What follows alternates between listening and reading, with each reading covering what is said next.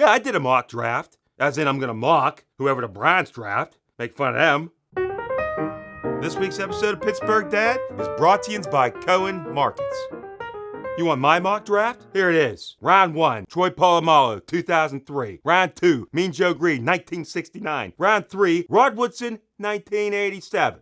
I know that ain't reality. Neither is any other mock draft ever. It's the draft. Gotta bust out old Mel Kiper Jr. again. Mel Kiper says. If I need a brow that I can grind keys on, then I'll ask what Mel Kiper says. If somebody need a haircut that looks like it could spread out driveway sealer real good, then...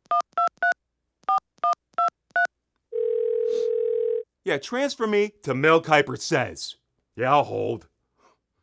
What the hell's he so busy doing? Draft's over. The guy don't do nothing the rest of the year. And when you're done, you gotta put him away real nice. Fold him up, put him right there in the cryogenic chamber next to Walt Disney till next year. I don't know how I feel about the Steelers trading up to that 14th spot. We got that pick from Bill Belichick. He's up to something. That ain't over. You ain't heard the last of that. While he's thinking about who to take at 14, he's probably installing cameras. Drafting a tackle in round 1, that's boring. This is just like when Toys R Us used to have them toy runs. Every kid knew that if you won that contest and got a toy run down Toys R Us, first place you go right to the video games. Then maybe you go over to the bikes. And then maybe you close it out in Transformers or G.I. Joe. If the Steelers had a chance at the toy run, where do they go first? The school supplies and diapers.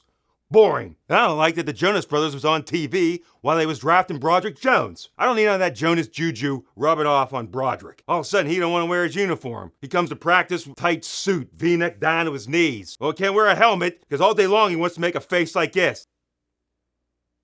Jonas Brothers. Joey Porter Jr.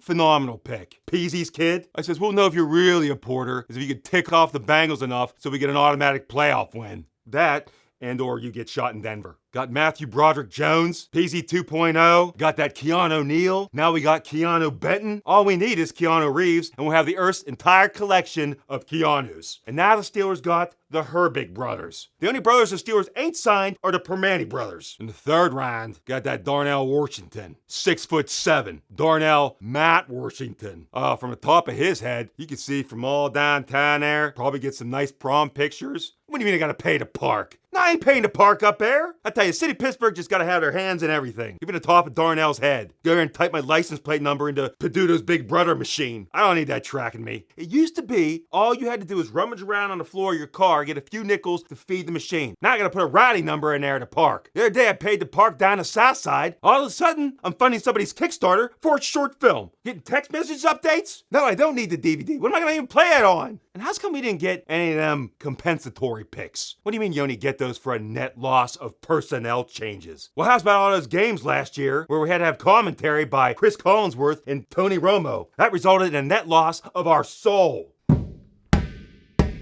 Hey, quit bouncing that ball up there in the house. I tell you, there's about to be a net loss of personnel changes in this house.